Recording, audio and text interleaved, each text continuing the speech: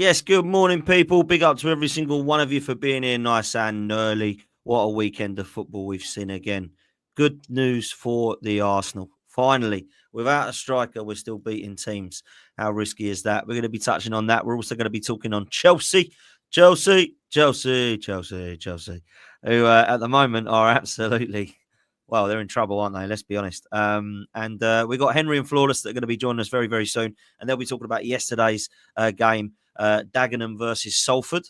I did I laugh when you said that. Well, that was funny. I mean, let's be real. It was an absolute shambles. Come on, let's talk about it. Come on, let's just talk. It was the worst game of football I think I've seen for a very, very long while. Manchester United versus Tottenham. Oh, my God. Look, listen, I thought Spurs were all right, but Man United, come on. You know what I mean? Like, they just made the worst decision in football history. They've got rid of Ten Hag, who was terrible, and got someone in worse. Do you reckon he is worse, Lee? Huh? Do you reckon he is worse? Oh, 100%. Have you ever seen the worst of Man United team? Nah, I don't think I have. I have never seen it. I have, but not in the Premier League. This Right. is the worst Man United team that I have seen. They're not very good at the back. The goalkeeper ain't great. Their midfield, like, you know what I mean? I know they had a few injuries yesterday. It's shocking. And the front line, you know, is actually more toothless than Arsenal's. That is unbelievable. Like, you know what I mean? And then they've got a load of kids on, and they bring on a kid like with 3 minutes to go when you're 1-0 down. What does that tell you? What does that tell you? Like, you know, I just think that they were shambolic. And I'll tell you what, sooner they get rid of him, the better. That's what I say. Oh, mate, I've got to say, I think I'm lagging a bit. Sorry, what's wrong with my Wi-Fi this morning. Say this, right? That game of football was actually hilarious to watch because of how bad both teams were. Now, I hate both these teams, so it's beautiful to watch anyway, and it's quite funny, right? But I will say this, there is absolutely no way I would take any of those 22 players anywhere near my Arsenal squad. Let me tell you that now. They are absolutely 100%. abysmal. 100%. 100%. And I understand what you're saying about Amorim and Ten Hag and all this, and maybe there is more problems than just the manager. But I liked Ruben Amorim and what he was doing at Sporting Lisbon. He's come over here, and I don't know what his tactics were about yesterday, but they were questionable, weren't they? They was what I can't understand, right? Is, and fill me in on this, right? You know, when they played us twice this season, they've been as tight as a duck's arse, right? You know what I mean? Like, yeah. And then gone to Tottenham yesterday, and it was open as anything. Like, they were so open. Why are they so open against Tottenham? It was incredible. Like, Tottenham just picked the ball up on occasions, one pass, and they was on the edge of the box. It was atrocious. I'm sorry, it was atrocious. Well, he's played Bruno and Casemiro in the middle there. They were getting absolutely tanked. And he didn't seem to switch it up, did he? And then you have got Xerxes and Højlund, who are two of the most biggest wastes of money you can ever imagine in your life. Over £100 million spent on those, where you could have got, in the last couple of years, one top quality striker for that money. And they have not bothered getting neither. They've got nothing in their midfield. Going forward, it was an absolute shambles. And we know what Garnacho is about. I mean, you're lucky Chelsea didn't get him, Dan, because he is a waste. And if I'm honest with you, I don't really think this three at the back system looks very good, because the three at the back look quite questionable at Man United. So there's no department that looks right. Like, Spurs were an absolute disgrace as well, by the way, because when Man United were that bad, you should be blitzing them. And Spurs were about as bad, yeah. Obviously, Maddison scored and did his dart celebration, which we haven't seen for the last decade because it's been that long since he scored. But they were absolutely poor as well. It is two managers and two teams that are looking an absolute disaster. When you look at the bench, they're all lined up 16, 17, 17, 16, 18. I'm thinking, what is happening here? This is a team that has spent 1.4 billion, and this is how far they've got. They're 15th in the league. I don't think people are talking about that as much as well, by the way. Maybe if you're a Man United fan, maybe you hear it much. But as an art, can you imagine, Judge, if we were in 15th, Arsenal, we would not be able to step foot out of our house. And for Man United fans, it's like, well, you know, they're starting again. Like, What? We got pelters by Man United fans, Chelsea fans as well. Like, you know what I mean? Like, oh, enjoy 8th. You know what I mean? It's a disgrace and everything like that. Well, they've nearly doubled that. You know what I mean? 15th. Like, you know what I mean? It is absolutely shocking. And I don't care what anybody says. When is it going to get better? What? Another transfer window's got to come and go. Like, I honestly don't see them winning too many games with that if they play like that. I have to say, look, it means that I'm giving Spurs a disservice because at the end of it, Spurs can only beat what's in front of you, and they did. You know what I mean? And to be honest, it was more like it's when Man United were going forward, it's more like a 2-0, 3-0 game than them getting back into the game. I never ever seen Man United getting back into the game like it was just when the game finished, I said I can't get that 2 hours back. It was awful. It was awful, like, you know what I mean? It's just an absolute. Do you put it on Amorim then, Lee? Because like Dan's saying, he don't think it is as much. What are you saying, Lee? Well, listen. There's manager bounce. You know, you get the manager bounce. He's not had that, has he? Like, you know what I mean? And nothing. You cannot go into a team. I don't care if you, whoever you are, when it's a poor team and not improve it. You have got to go. You have a look at Tottenham last season. Ange come in. I know he's got a lot of criticism, but straight away, all right, new manager bounce or whatever. They were up the top. They were flying. You look at Chelsea this season. New managers come in. Good start, solid, improvement. All right, it's flat line now, like, you know what I mean? But he hasn't got anything. He hasn't got anything. He's got a couple of results against bigger teams like Arsenal and Man City because he can, when you're playing against those sort of teams, you can justify putting 8, 9, 10 men behind the ball. But when you're playing Wolves at home, people like Ipswich and Leicester, which they struggled against, you can't put 10 men behind the ball and get a breakaway. You know, they've got to they've got to come out a little bit, like, you know. So I just think it's been wild. It's been wild, and I don't know if they've got the wrong. You know, they brought someone from Sporting Gijón or someone like that. They've got somewhere along the line. They've got it wrong. They got it wrong, like, you know what I mean? Let me ask Dan, because I know before we bring Flawless in, like, what are you saying about the manager? Or how long? I suppose I can ask it like this: how long does it take before we start looking at him over just the players, Dan?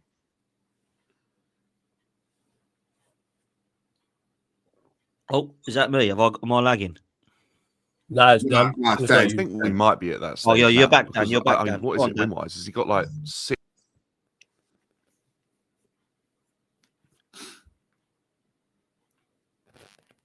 I say he's back, but he's not. Yeah, he's froze. Come out and come back in again, Dan. Might as well bring him in, Flawless. Typical Chelsea, that is. Typical Chelsea. Brother, talk to me about this, man, because I'm hearing that it's not Amorim, it wasn't Ten Hag, it's just the players. Then I hear it's the players, what's the manager supposed to do? The way that was set up yesterday, I think the manager's got to hold it L as well.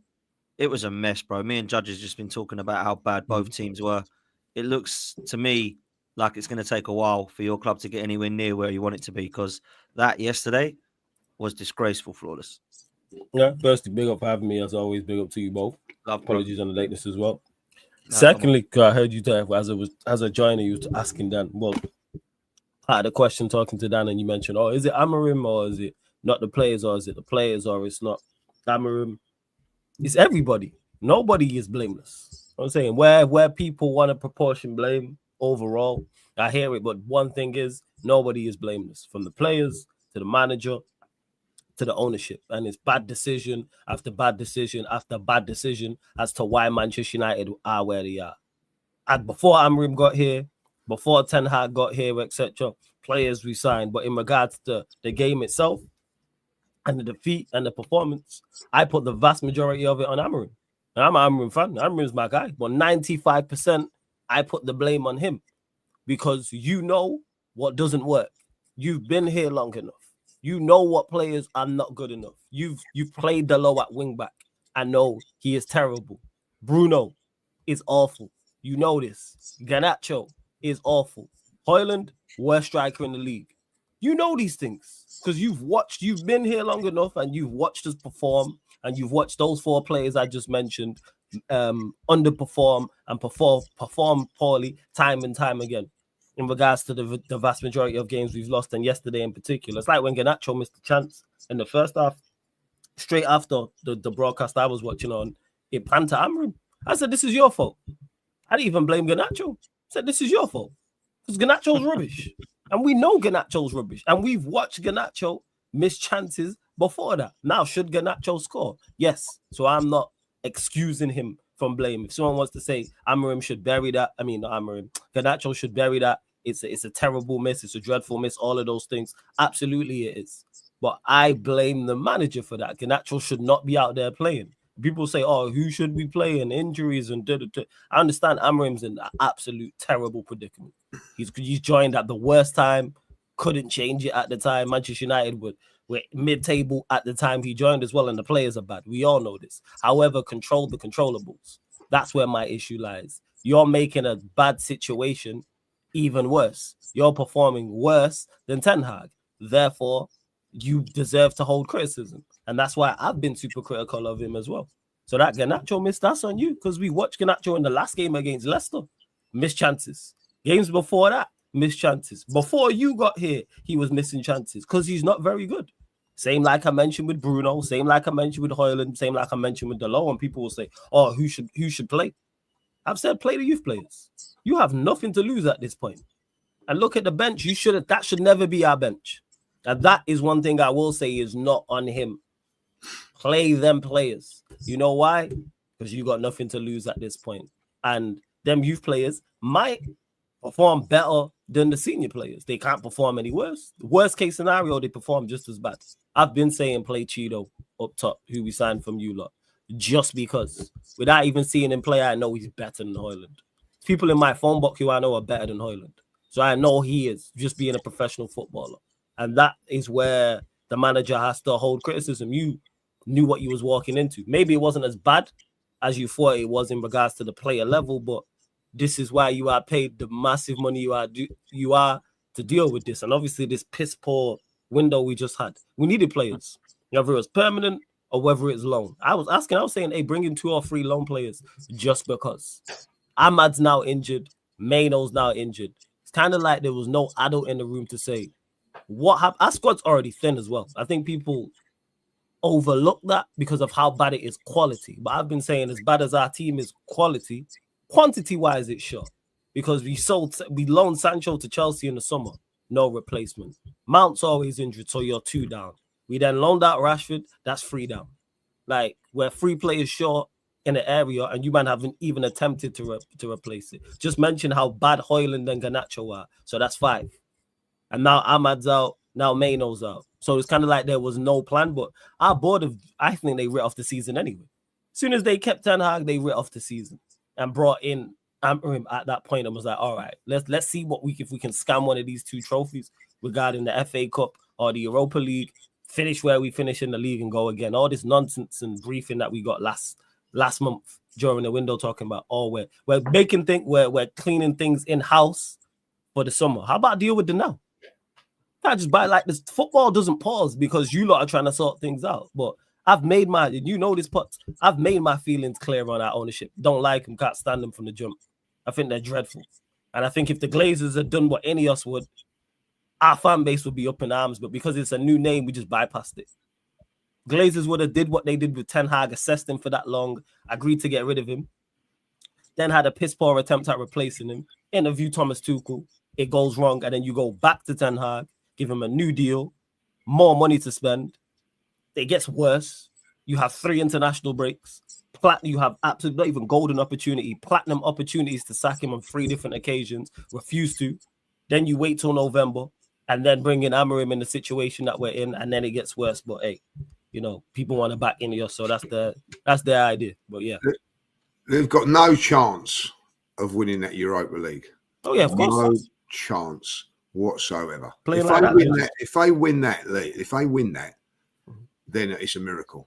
It is an absolute miracle if they win that, because they are a million miles. There's teams that are going to be organised, teams that are going to have a little bit more firepower, and realistically, Man United and Spurs to a certain degree. You know, that's the only but both of them they can only get to Champions League via that. You know, I think that Man United are probably more desperate than Tottenham, because I think Tottenham, whether you like them or whether you don't, they're a well-run club with financial whatever. Man United are a little bit scattergun with everything at the moment, aren't they? But with Man United, they will spend big on players and wages. So I think it's so important that they get the Champions League, but they are a million miles off of it. Miles off of it. Like, you know, some of the players like De Ligt, I watched him yesterday, panicking, you know, Floss, panicking. Mm-hmm. He had the chance when he just could have run out of it from the box. He kicked it off for a corner. You know what I mean? Like, and I just think, you know, that don't look good. You know, the central defender, the young kid that you brought in, like, it's going to take time with him. Like, you know what I mean? I actually watched that game yesterday. And you might laugh at me when I say this, but Harry Maguire was your best defender. It's a problem within itself. I think it was Mazarari, but the fact that he is still playing week in, week out is a problem in itself. That's why yeah. You know what I mean? So, he done all right, but I thought, like, you know, he like what I say with Maguire, there was times when he was picking the ball up, driving through. You know, he had a decent game. I'm going to say that, like, you know what I mean. But the whole defence needs change. If you're going to have this manager and your way he's going to go, your whole defence needs changing, because you've got to be a little bit worried about, you know, Martinez coming back with ACL injury. That's never going to be great. That's a year out. So you've got to be looking to get something in there. And then you know, the midfield. Do you know what? Casemiro, I'm going to say this now, is probably one of the best holding midfield players that I'd seen for the last sort of 10 years. You know, when he was at Real Madrid, and even when he first came to Man United, he had that nasty streak of play and all that. Like, but he's completely gone, mate. He's completely legs. The Premier League. Whoever revised him to go to the Premier League needs sacking, because the one thing you've got to have in the Premier League is legs. You know what I mean? You can have all the ability in the world, but, you know, someone should have said to him, no, if you want to leave Real Madrid, go Italy or go, you know. But to come into the Premier League, it's so... I felt for him yesterday, just totally out of it, like, you know, out of his depth, you know, and a quality player. There's no doubt about that. I shouldn't be playing him, though. Because he's out there by himself. That's what it is. Yeah. Like, even with Casemiro, like, Ten Hag did the same thing in regards to playing him in a single pivot. He's playing next to Bruno. Notice everyone who plays next to Bruno looks terrible. Whether it's him, whether it's Agate, whether it's Collier, whoever, because he vacates. You'll see the pictures floated around on social media about how far apart they are, because there's no discipline. And with do I believe we go and win one of these two trophies? No, but that's the aim of the board. That's what the board are like. We're terrible. Let's try and go and scam one of these two trophies, finish where we finish in the league, and then go again next season. And we'll see what happens in the summer. Because I've got a good question, actually, Flawless, right? Yeah, this has come in as a super chat. Yeah. AMT says, Arsenal fan here. Amorim and Arteta both came in mid-season. How do you guys compare them? Now, just some more context on that, because I think we have to wait until obviously the end of your season before we can. Yes. But these are the results that you've had under Amorim. 4-0 win against Everton, 2-0 loss against Arsenal, 3-2 loss at home to Forest, 2-1 win against Plzeň, 2-1 win in the Manchester Derby, 4-3 loss to Spurs in the Cup, 3-0 loss at home to Bournemouth, 2-0 loss away to Wolves, 2-0 loss at home to Newcastle, 2-2 draw at Anfield, 1-1 draw in the at the Emirates, but you beat us on penalties, 3-1 win at Southampton at home, lost to Brighton out at home, lost to Fulham at Craven Cottage, lost to Palace, beat Leicester in the FA Cup, lost to Spurs. There's some big L's there. Oh, yeah, it's woeful. The record's not a good read, and that's why any criticism of the manager I hear. That's why I've been criticizing him. That's why I said, again, when you first asked me about the Spurs game, I said most of that's on him. Look how many games you've listed off there. You've been here long enough to know who doesn't work and who doesn't, and you're not new anymore. This is in game 1, game 2, or game 3. And you continue to roll out players who continue to lose you matches. It's not it. And I know you know better because of what you said and certain things that you've said, number one, and number two, certain things you've done in certain games as well. It's the reason Bruno's supposed to be, the best, one of the best 10s in Europe and most chances created. There's a reason he plays him in the pivot. Because he knows he's not a 10, even though he's not a better central midfielder either, because he's just not good enough. Gets away with murder. Gets away with me. He was dreadful yesterday. And like judges mentioned about Casemiro, everyone looks terrible next to Bruno. He's not good for anybody. There's no one who he brings the best out of. That's never the conversation with Bruno Fernandes. It's never, Bruno helped such and such be better. Never. Conversation is never ever been a thing, whether it's a central midfielder partner, whether it's a central midfield partner, whether it's the striker in front of him, whether it's one of the wingers when we played in a 4-2-3-1, for example. So yeah, that's where it stands. But yeah, this is on the manager. He deserves to hold smoke. So when you say when do we start looking at him from, like, I have been from when he got here, because you're a Manchester United manager. You can't just lose matches. This whole thing is go on, judges. Sorry to cut you out. Then Saturday, 12:30 kickoff Everton. That's not an easy game now. That is not an easy game. I don't care. We're going to Goodison Park. We could be playing anyone, and it's not an easy game, judges. No. So listen, that's an hard game, and it's like 2 games in a week, isn't it? Because I believe then you're at home against Ipswich. So and I think then it's FA Cup. I know this is a big if. If they were to lose those 2 games, where would that stand this manager? Well, I think it's untenable from there. I really do. It's untenable let's say he was to lose those two matches. It's untenable in the eyes of the fans. Yes. Untenable in the eyes of the board. No. As long as we don't get relegated, he won't sack him. Yeah, they went above us when they beat Palace yesterday. No, 2 there obviously on Saturday. So they went above us. But it's not untenable in the eyes of the board. Again, as long as Potter's known me, the amount of times he's asked me the question under Ten Hag about when does he get sacked? Surely if he loses his game, his position becomes untenable. And they dug their heels in and didn't sack him up until when they sacked him, example. So the board won't. Unless we're getting, which we're not going to get relegated, because the teams behind us have to win 4 or 5 games in a row. We can lose 4 or 5 games. Listen, Man United are not going to get relegated. And that's where it stands, judges. So in regards to it becoming untenable, from the fans' eyes, yes. From the board, no. The board won't sack him. You have a look at it. Southampton. It's out of Southampton, Leicester, Ipswich, and Wolves. Like, you know what I mean? I don't even think. I think West Ham have got enough out of it. Like, but realistically, let's just have a think about this, about Man United and where they are at this moment in time. The teams that they are above are Southampton, Leicester, Ipswich. All 3 of those teams, by the way, were in the Championship last season, and Wolves and West Ham. No. That Man United, I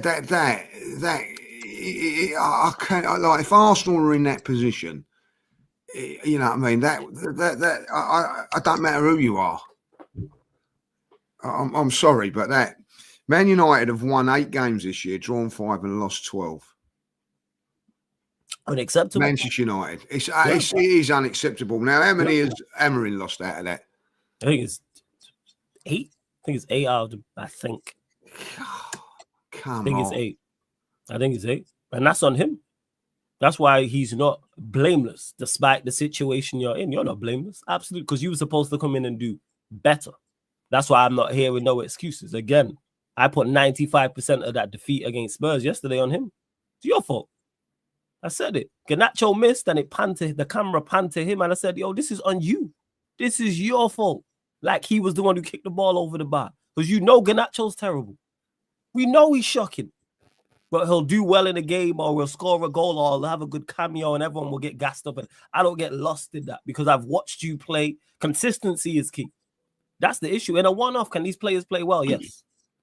So in that respect, sorry to cut you, bro. In that respect, we get to the summer. Let's just be real. He's not getting sacked, right? And you're not going down. So he's going to stay. He's going to get the summer window, right?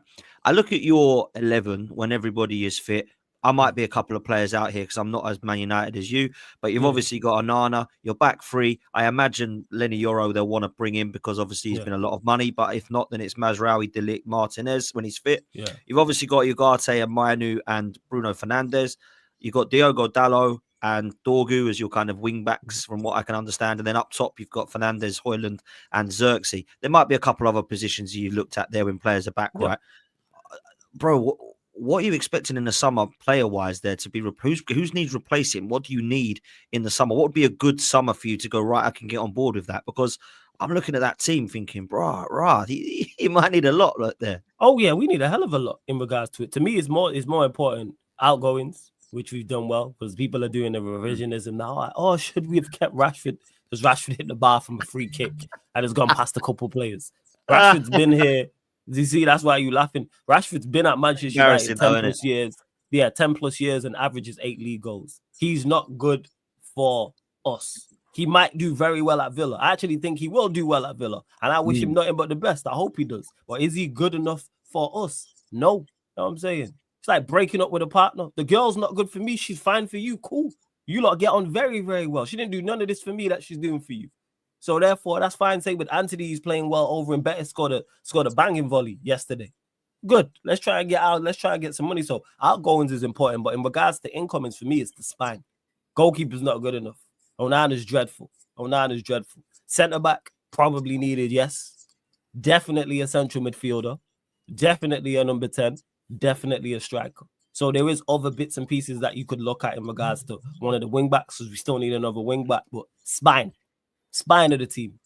That's where I'm at with it. And a wing back. But we need to be bringing in starters. None of this squad player stuff. Bona fide starters to assist this manager. Now, will we do that? Who knows? How much money is that going to cost, though? If they're smart, get this and get that.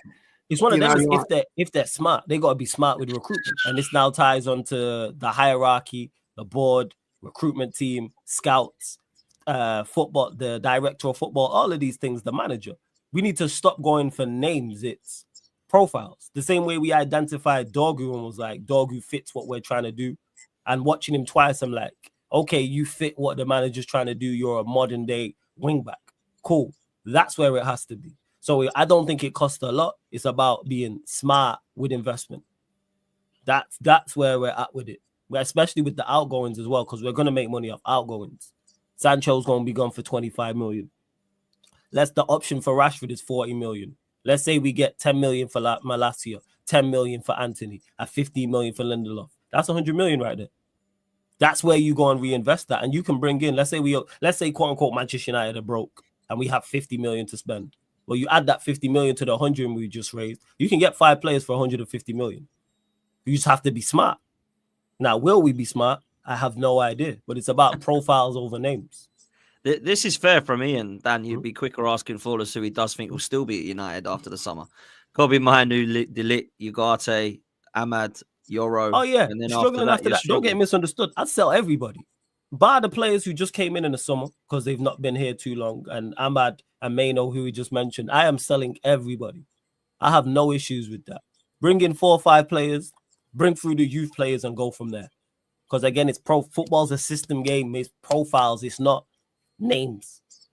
Of course, if you can go get a top quality name, go do it. Go on. If you had a good offer for Bruno, you'd take it. Absolutely. Whatever spare 100%. change you got in your pocket, judges, right now. Whatever you got in your pocket, I'd take for Bruno right now. I think he's awful. Absolutely dreadful. And he gets away with absolute murder. And when he has a couple good games, yeah. And now people are finally seeing like, oh, you know what? Bruno's not that good. He's been playing like this. But the difference is all the excuses around him have now gone. Because it was Ollie's fault. It was Ten Hag's fault. It was Fred. It was McTominay. It was Pogba. It was Martial. It was Maguire. It was Luke Shaw. It was Wan-Bissaka. It was De Gea.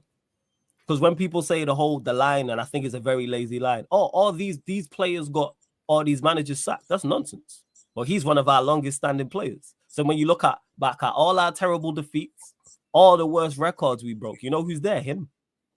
All of them. Worst ever Premier League campaigns, which we're going to break that again. But our 2 worst Premier League campaigns, he's head honcho front and center. He's been there. And we're going to break it again. That's going to be the 3rd one. Worst ever Champions League campaign. Who played was there? 7-0 against Liverpool. Who was there? 6-3 against City. Who was there?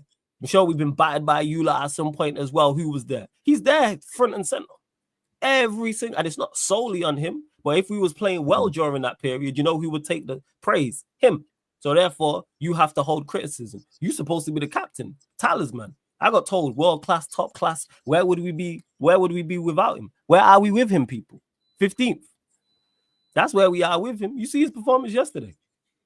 And that's a normal standard Bruno performance. And it's not just him. You don't get misunderstood. The rest of them weren't good. But he's been here, one of our longest standing players, and he's dreadful for where we're trying to go to. But people will, I know there's some, I got the chat open, there's someone in the chat defending him. Guaranteed. I already know it without even looking at someone defending him already. Because people will just defend foolishness. Why, I don't know. Well, Z's usually one of those guys who's defending, man. Big up to you, Z. Z always try to, me and Z have had many back and forths about it. It's like, where you at? Like, we've struggled to score goals for years. I thought you were supposed to be a great chance creator and supposed to help. Well, how come none of our strikers thrive? We've scored 70+ league goals one time in the past 10 years. I think it's like 11 now. And we're on course again for a record low. And like I just mentioned, records. Who's head honcho? We're about to score a record low goal tally under him. I don't know how many goals we scored this season, but we probably won't crack 40. It's highly unlikely we'll crack 40. I think we're at 20-something or something like that. So even if we crack 40, 45, that's gonna be a record low. All right. After scoring 58 and 57, etc. But here we are. Facts. Nah, listen, bro. Like I've got to be real. I don't know where Man United are going, and it's like lovely for me to watch. But if I was a Man United fan, I'd be absolutely rioting for this like ownership. For me, the biggest mistake, keeping Ten Hag. What was the point? We all know where it was going. That was the first mistake from Ineos. Second mistake is you've already brought in more Ten Hag players, and you're trying to ask Amorim now to fix it. Amorim, as much as I think he needs to hold an L in certain games, I'm not going to put it solely on him until I watch him May. But what I will say is that there should be a pressure on him. This is Man United, by the way. This isn't come in and just take your time. This is like Wigan Athletic. This is the biggest club in England. What are we talking about here? And I'm used to seeing Manchester United, albeit they have beaten us this season and knocked us out of the cup. I'm used to seeing them thinking, wow, I absolutely hate this team because of XYZ. I hated it when you had Rooney and Ronaldo and Tevez. I hated it when you had Scholes and Keane in midfield and Giggs and Beckham. Like, now it's like, Garnacho, all right. Bruno is their best player, is he? Okay, cool. I'm happy with it. That should not be the way it is at Manchester United, bro. There should be anyone nowhere near that.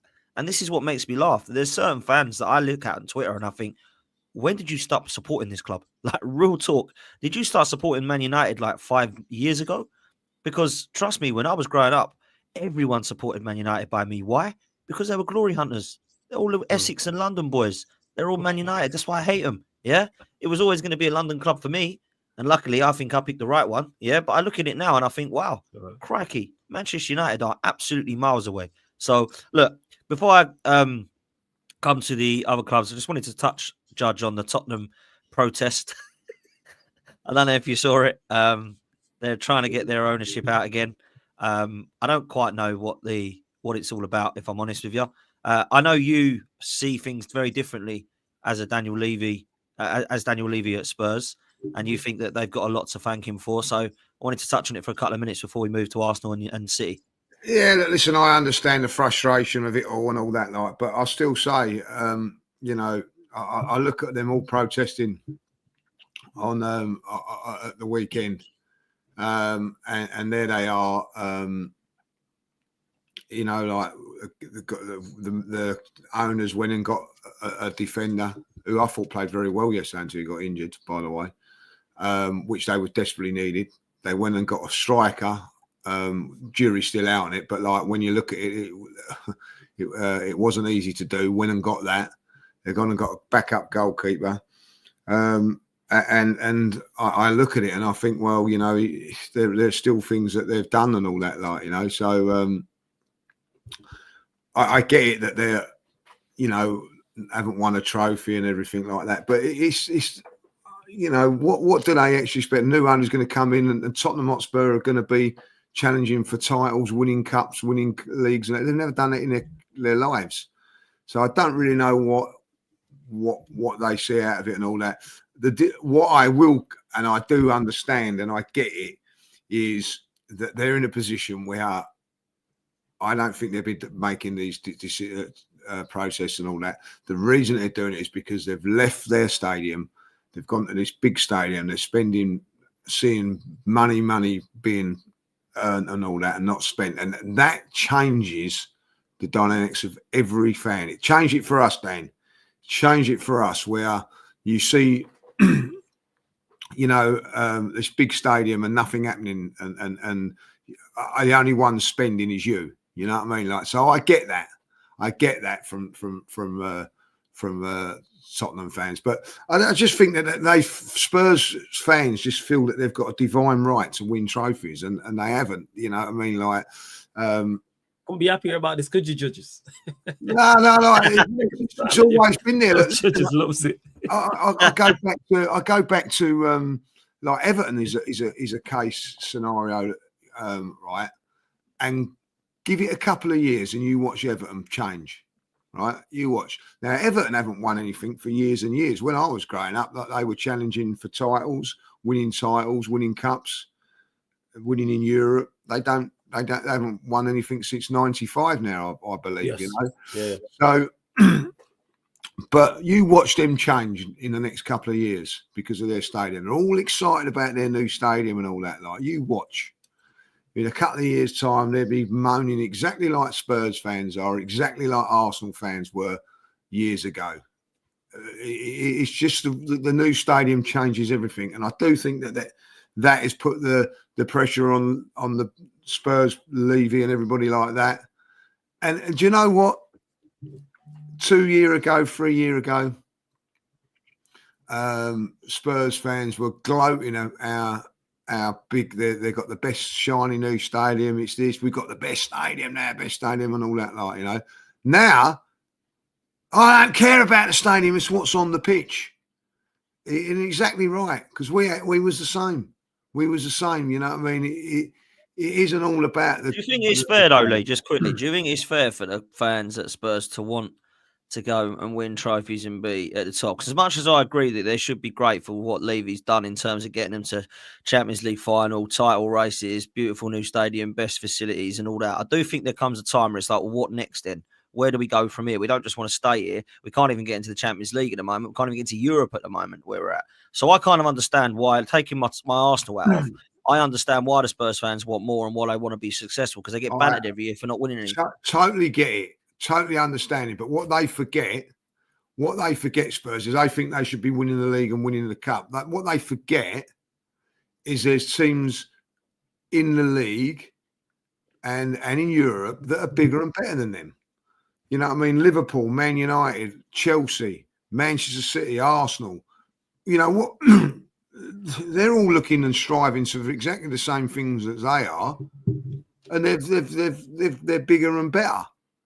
You know what I mean? So, you know, it's not easy to win the league. You know what I mean? Manchester City have won it for the last 6 out of 7 things before that. Man United dominated it. Like, you know, it's not easy. Chelsea have dominated it.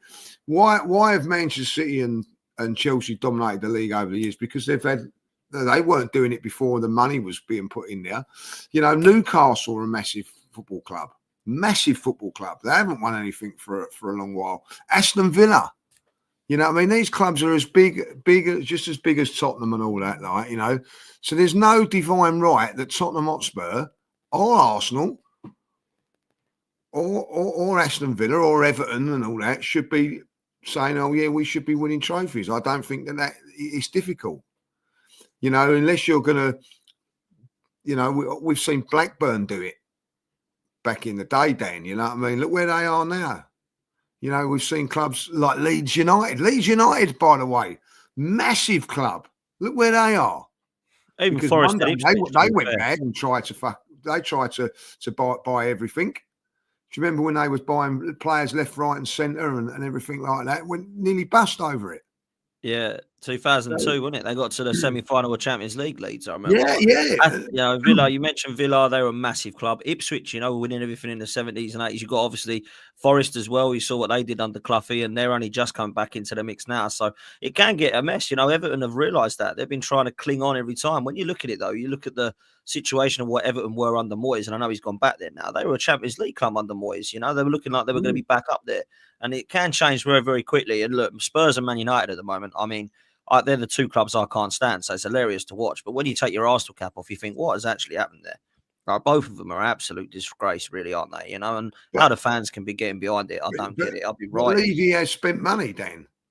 Yeah, mate. Postecoglou, Postecoglou's had window. 400 million euros. He's had. Yeah, Postecoglou. That is a hell they've of a lot spent of money. and have been ruthless at times where they've tried that. They've tried it. They've tried to bring a manager in. They've tried to do this and try to do that. It's not for the want of, I wouldn't say 100%, but they've had a go. You know what I mean? They've not brought in a manager without any experience. They've brought in managers with experience. You know what I mean? Arsenal were accused at one time of being cheap by bringing in Arteta. We've all gone down that route. You know what I mean? Man United have spent. It's not just about spending. You've got to get the right. I think Gary Neville got it right last night. You've got to get a culture in it. And the one thing that Arteta has done is change the Arsenal culture. He's done that. You know what I mean? Ain't got us anywhere at this moment in time, but he has changed it where you are. That's what Spurs have got to do. They've got to change the culture. Maybe, not necessarily the manager, not necessarily the thing. But listen, Spurs fans 2 years ago had the manager that could probably win them things and all that, but they were being bored to tears every game. Now they've got a manager that you can't say that, apart from that game yesterday, that most Spurs games are entertaining. They don't want that now. So they've got to find something in between. And listen, if I'm that now, if that's what Spurs want, then sell it. And but at the end of the day, they've built all this from. Do you think they're going to sell it? I don't think so. Why build all that and put all that investment into it? Now it's making money. Let's just go and sell it. I don't know if they can do. And if someone comes in, and this is another thing that you have to think of, if you're buying a club like Tottenham for $2 billion, say it's $2 billion. I don't know how much it's worth, but say it's $2 billion.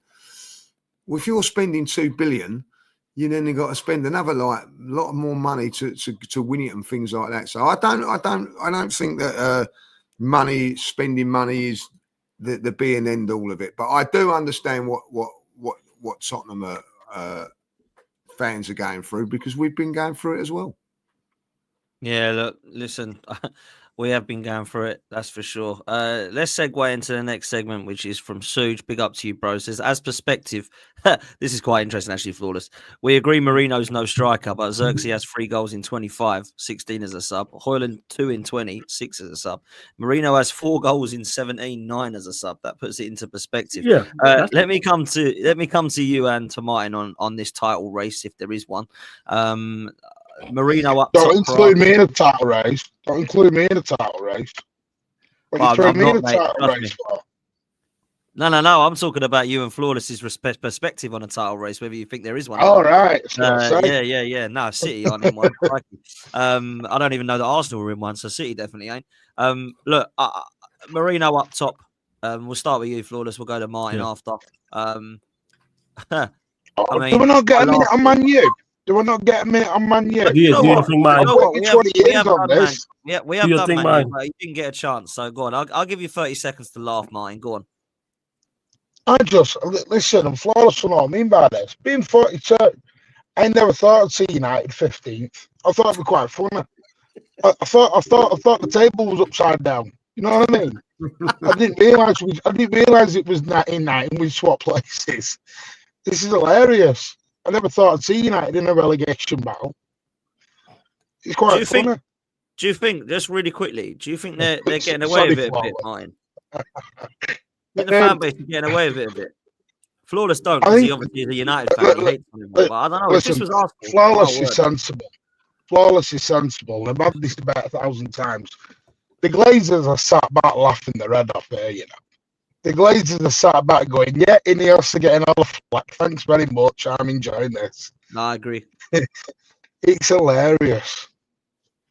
I've said to everyone, Ineos are the puppets. They're in charge of the footballing side. That's it. They're the puppets, and they're getting all the flack and they're loving it. It is, you know, to me, it's... Listen, they're not going to go down. They're not going to get relegated because there are three worst teams, and United will pull off results here and there to make sure they stay up. For Amorim, I feel for Amorim. I don't think Amorim's probably realised what he's gone into there. I really don't. I think he's probably been sold a bit of a... I think with Amorim, he's been told it's a long-term project. But they have to give him the time now. I don't think Amorim was brought in for this season. He can't have been. He can't have been. Because he must have known there was no money to spend. Looking at that front three, I mean, my God. I think, well, you just named them there. Xerxes, Hoyland, and Garnacho, the front three. And we were joking coming out the stadium about, oh man, Mamouche having the same goals as like, what is it, whoever one of them is, and Xerxes and all this. We were joking, but it's a mess. It's a total mess. United have to literally... I used to think it was a renovation job. I don't know what it is now. Because honestly, and I'm not even taking the mick, I don't know where United go. Do they actually rip the whole squad out and go again? They're going to have to. It doesn't look like they've got a lot of money to spend. So I don't know. I don't know where they go. I seriously don't know where United go. Well, they're gonna have to keep going. They're gonna have to completely start again, in my opinion, with Amorim, and keep the players they bought this summer that he wants, and then say give it again, because you can't then back Ten Hag and then not back Amorim. You've got to. He's your guy now. You've got to back him. But I'm just not sure Amorim knew the full situation going in. I'm not sure if he knew. Yeah, but the thing is, Martin, surely he does. Surely he's an intelligent man. He knows that he's not going to walk in and go, right now we're winning, because that is a terrible squad, bruv. Terrible. No, I think that, but I don't think he realised there was no money and they were sacking the tea lady and everyone. I don't think they were realising that. Yeah, fair. No, that is fair. I don't know. I mean, in all seriousness, I've got a lot of mates who are United people, and they go to the game week in, week out, and they're absolutely perplexed by the whole situation. Well, I think I can't even banter anymore, because it's, you know, when you're kicking someone when they're down really badly, I feel sorry for them now. I genuinely do. I'm not taking that in a banter way. It's more of, I absolutely do feel for them. I only feel you're going soft, mate. You're going soft. No, not too much. Not too much. I'm not going to say I'm not too much, but I do feel. I don't like kicking people when they're down. And by the way, you just said about Everton judges. Everton spent over 500 million, by the way, to try and achieve this dream. So Everton have kind of got themselves in this silly little situation. I agree. I don't think Tottenham had the luxury of spending 500 million in 1 month like Everton did. So I think I do see Tottenham's a little bit, because whenever Everton spent all that money to try and get there, Tottenham got there, tried to spend, and didn't spend any money. Yeah, I think that's the heartbreaking thing. They didn't push on. I think they got to the Champions League final and nobody spent any. I think they're upset because they're like, right, come on, let's spend money now, let's push to the next level. And they got to that level that a lot of people. They got to the level where we're at now. And you know, the same thing can be said about Arsenal. Arsenal have got to this level now, and Arsenal spent more money getting into the Champions League than rather winning it. I think you could say that about Spurs as well, and that's where probably. Spurs. To be fair to them, they got to their situation under Poch, where they're one of the best Spurs teams 11s we've seen in a long time. Champions League final, and then they didn't sign anybody. I know exactly how that feels. Trust me. Yeah. Yeah. We're in the Champions League. We're in the top, like, going for the title, and we are spending nothing, which is a nice segue to Arsenal. Obviously, the weekend, flawless. I'll come to you first. We beat Leicester. It was 2-0. It was a shambles in the first half. It was the worst front three I've seen at Arsenal for a long time, other than a 17-year-old kid who lit up the place. And then we brought up Merino, and Merino stepped up. And to be fair to him, as much as I laughed when Robbie said that he put him up front, or it might have been Cecil, it actually worked wonders for us, to be fair, because it's the only time that we looked like scoring, and we put 2 in the back of the net. I'll come to judges after, because I know he was at the game. He might have seen things differently to me, but I thought Ethan Nwaneri was by far the best player on the pitch. 17-year-old. Absolutely ridiculous talent for that age. What are you telling me, bruv? Yeah. In regards to it, you mentioned it there. Arsenal not good in the first half whatsoever. Front three outside of Nwaneri, absolutely dreadful. Sterling, terrible. He was in with Trossard, also awful as well. And the game was just drifting. There wasn't really much on it. There wasn't really much going on. But props to Arteta, because he got it right. Old school. Put a big man up top and said, get it in the mixer. That's literally what you lot did. For the, in particular for the first goal, and it worked. And then once you lot scored, you was going to win that game, because Leicester are not a good outfit. It's They're not a Sunday good League, flawless. They Get played in us, the mixer. but that's what they did, though. It's like sometimes, Martin, that's what it is. You have to go Up back to the big man. to that. Up to the big Sometimes man. you do. You get it. You know what? That's what it is. Like, it sounds funny me saying it, but that's what Arteta did, and why not? It makes sense. You have to deal with the cards that you are being dealt. And I mentioned this about Amorim as well, obviously, before Martin got on. And Arteta adapted to his situation. He doesn't want to play like that. But when all your better attacking players are injured, play to their strengths. What did he do with Merino? Go out. What can Arsenal do? Cross the ball. So it's like, all right, put the ball in the mixer to Merino, and ended up scoring the header. And then that was pretty much that. I predicted you lot to win. I thought you lot would get over the line. Didn't think it would be pretty, because when you're missing the amount of attacking players you are, of course it's going to be affected. We all knew that front three was going to be bad. Outside of Nwaneri, Trossard, Sterling, we know are not good enough. But you lot got an important win. And you mentioned as well, Potts, about the title race. You're in the race. We know who's going to win the race, but you are currently in the title race technically, because you're only 7 points off them. It was 4 points before Liverpool have played Wolves as well. So yeah, that's pretty much. There ain't really too much to say on it, in my opinion, to be honest. Yeah, I mean, I've got to be real on my thoughts quickly, judges. I know you were there. You might have seen something differently. Now, when you go to the game, you must have been buzzing. Oh my God, it's unreal. But then you must have hit back down to planet Earth and thought, this is going to be a hard season now. Because if that's the first game and it's Leicester and we had to do that to get across the line, we're going to drop some serious amount of points. And maybe I'm looking at things a little bit too negatively, because I did think Nwaneri was absolutely unreal. Lewis Skelly, unreal. But then I look at the rest of that front line and I think he might have to actually start Merino up top now, because Sterling, oh my God. I mean, I know he's been bad since COVID, but I didn't think it was quite that bad. It is embarrassing. He miscontrols it. He runs it off. He's offside all day long. He has completely dropped off as a footballer now. Now, I was never one of these people who loved him in the first place. I always thought he was a good player, not an elite level player, right? Even when he was at his very best. Martin may disagree because he saw him every week, but I always thought he was a good player. My God, he's not even half good now. He looks totally finished and dusted as a footballer.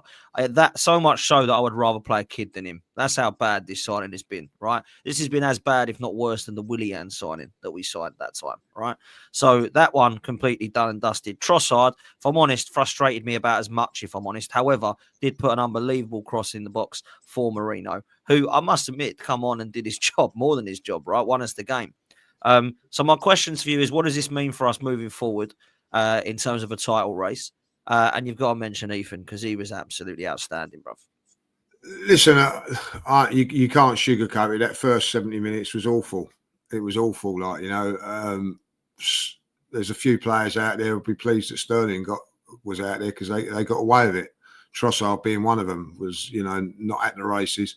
But as soon as Merino come on, it changed. We had a focal point up there, someone we could have a platform to, and that's what we got to have.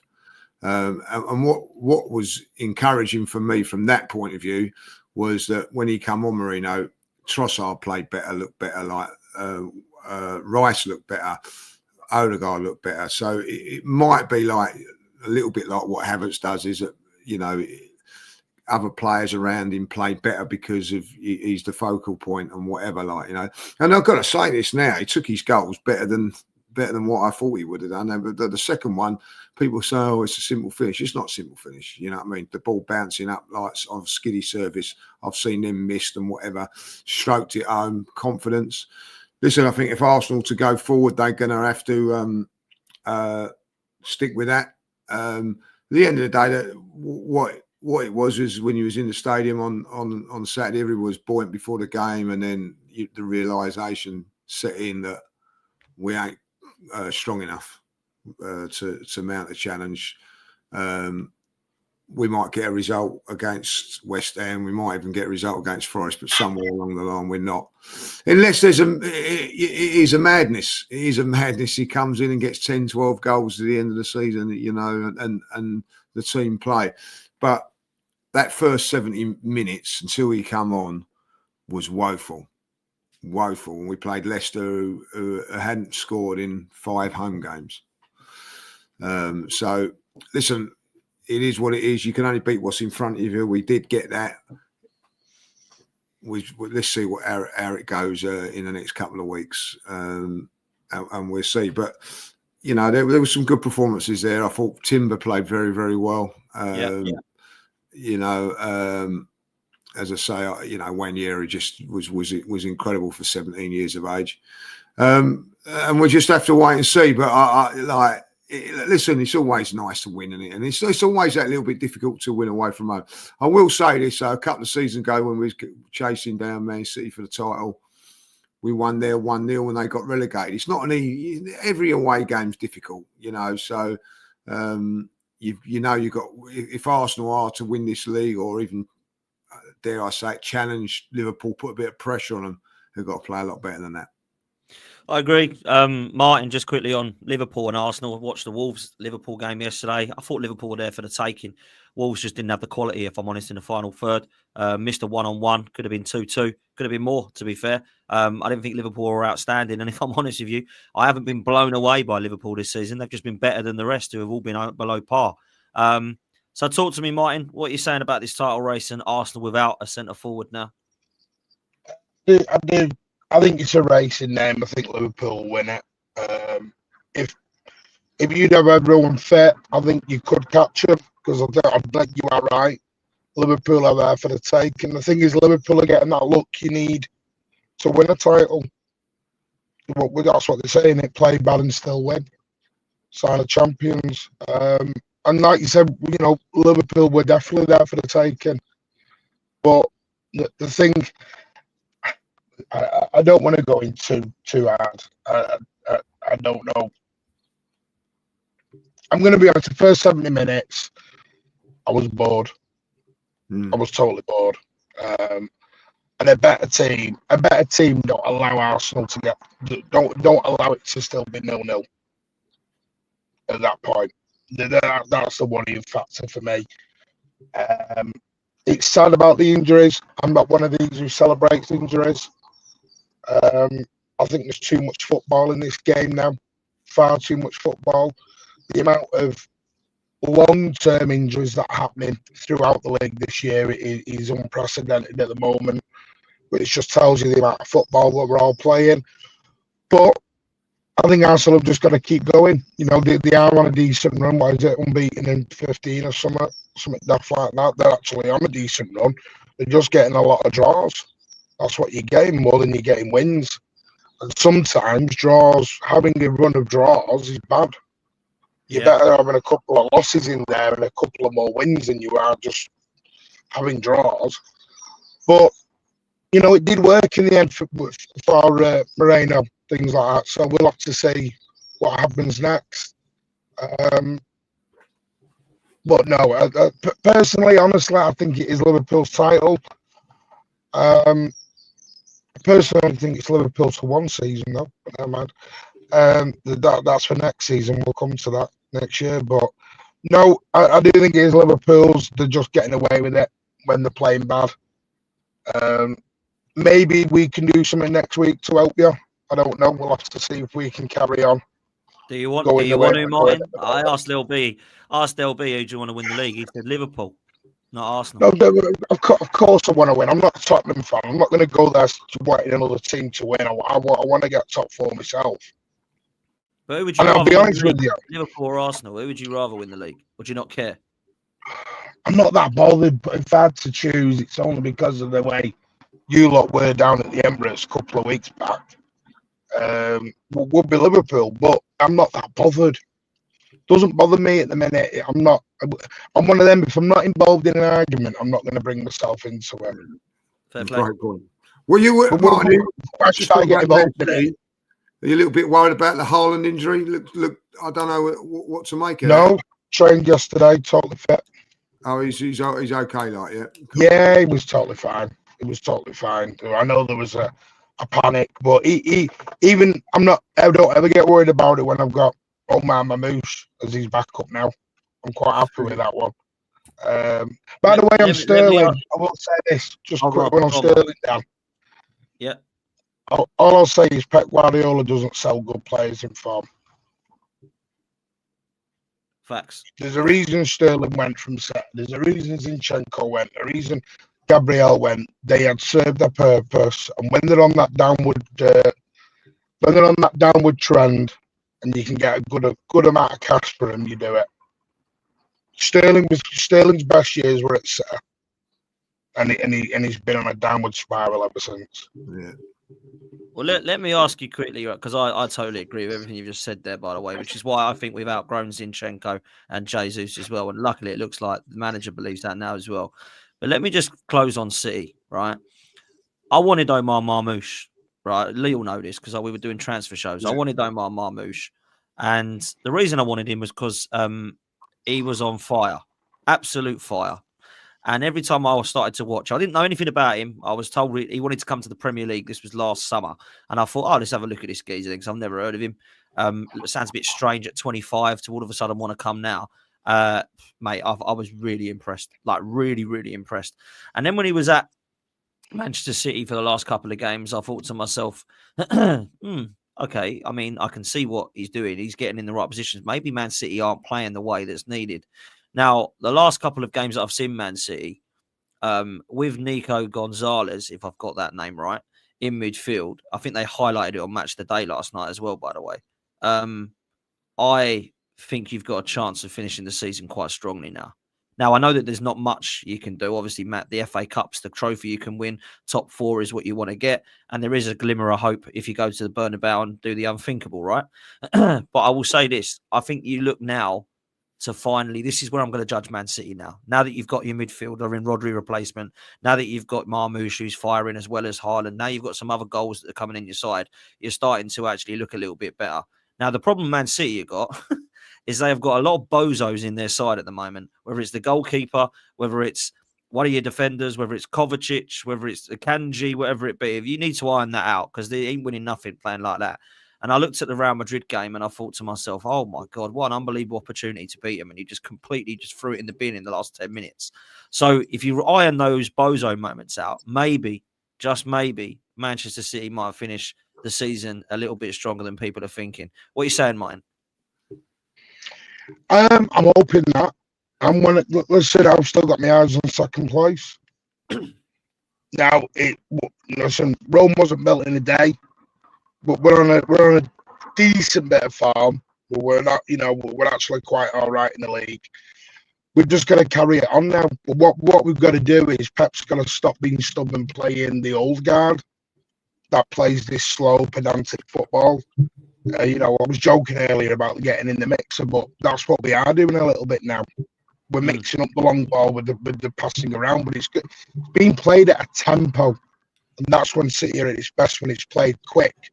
Tempo football and not this slow 500 sideways passing job. Doesn't get us anywhere, that. Now, if he does that moving forward, then I think, we can sneak into second. Now, if we can do that, get an FA Cup, see what happens on Wednesday night, great. But I'm not looking at anything this season. This season for me is about transition, bedding the new boys in, getting that top 4, and then we go again next year and we can sell some, we can complete our midfield rebuild. Some of the people we're looking at, if we can get them over the line, wow, I'm looking forward to next year already. So, but you can tell with the boys he's brought in, this cushion off, by the way, for a young lad, wow, he's the kind of defender I like. He's old style, but he has got a pass on him as well. I agree. If he's just got to smash it, he'll smash it. If he's got to go through the back of someone, he'll go through the back of someone. He don't care. This is a kid who, by the way, doesn't speak a word of English. Does not speak a word of it. Mamouche just elevates everyone. Phil Foden was outstanding. Even Gundogan looked better with as we've nicknamed him, Baby Rodra, sat behind him now. Nico Gonzalez just allows the team to play. He allows it. And we're getting, it's probably going a bit unnoticed, but Erling Haaland is starting to look like the Erling Haaland at Dortmund now. Because he's not just scoring goals, he's now getting involved in the play. You look at the first goal. That first goal from Edison, as much as he's launched it, does not happen without Erling Haaland taking Dan Burn for a walk. Doesn't happen because Haaland makes the run, Dan Burn goes with him, and it leaves Trippier all on his own with Omar Mamouche. By the way, Martin, next 3 games are massive. If you want to get in, if you're saying to get into the top 2, and that, at home to Liverpool, then away to Spurs, who you never beat, and then away to Nottingham Forest. So that's 3 difficult games. Got to win them all. Got to win all 3. Very difficult.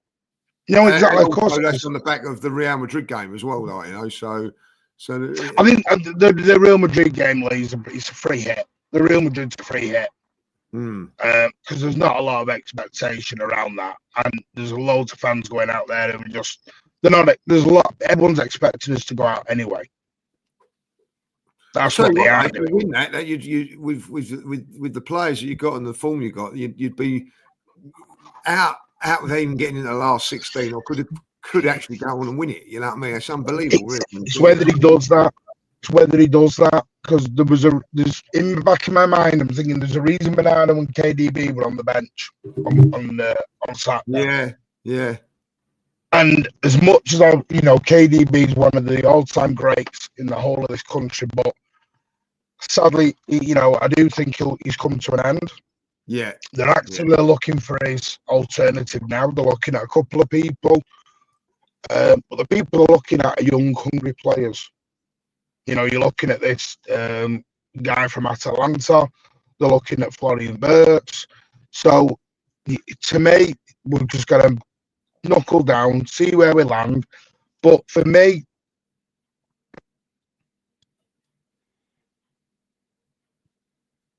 I agree. It talks sense, doesn't he, Martin? I have to say, you know what I mean? It does talk a lot of sense.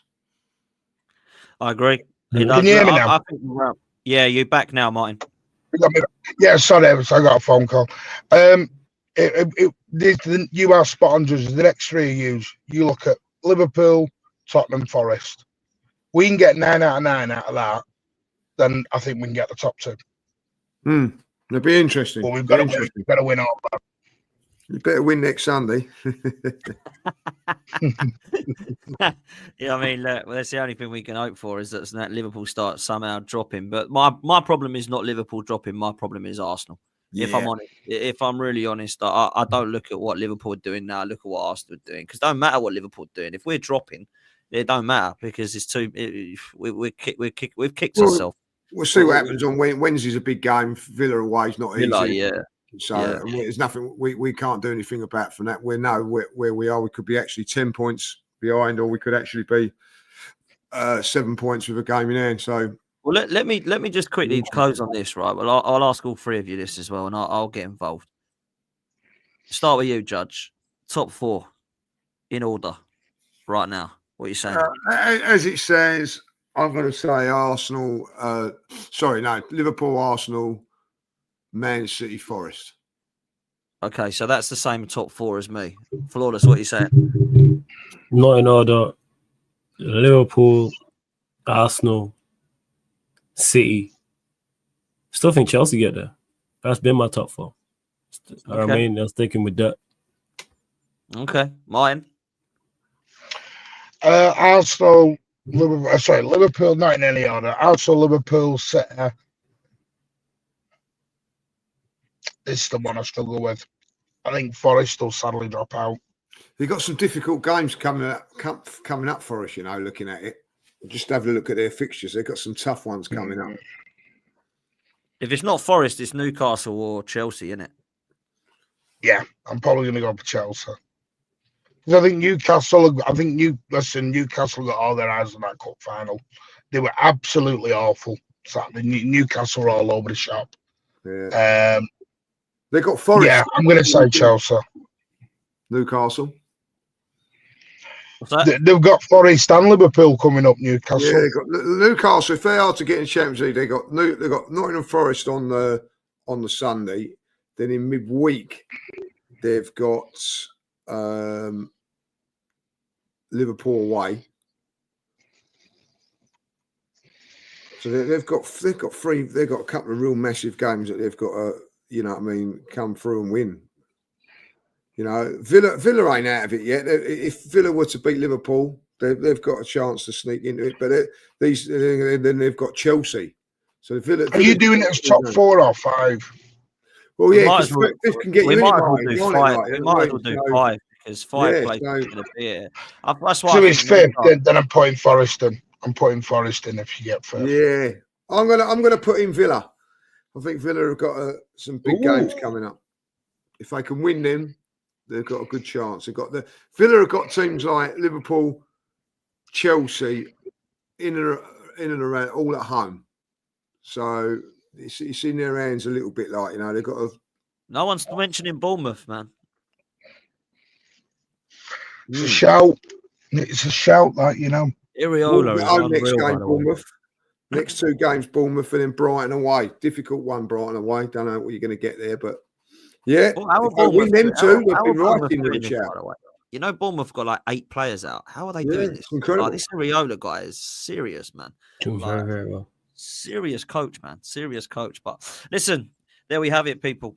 Big up to everyone for coming on. Really appreciate it. We couldn't have Henry today. I don't know what happened. His board is packed up last minute and him and his missus are freezing. So they're trying to sort that out. Bless him. So big up to him. Rom's had a meeting, couldn't jump on today. And Dan's internet completely went. He texted me. So it's been the 4 of us, myself, lead judges, Flawless, and of course, Martin. Make sure you're following the Mancunian way. Make sure you're following Sarcasm City TV as well. Make sure you've hit a like and a subscribe on this one. We're going to be sending you over to Saeed, who's live at the moment with his gang. So please go show some love over there. Go spam the chat. Say that Dan Potts and lead judges sent you. And listen, we'll see you next time, people. We're out of here. Big up. Take it easy.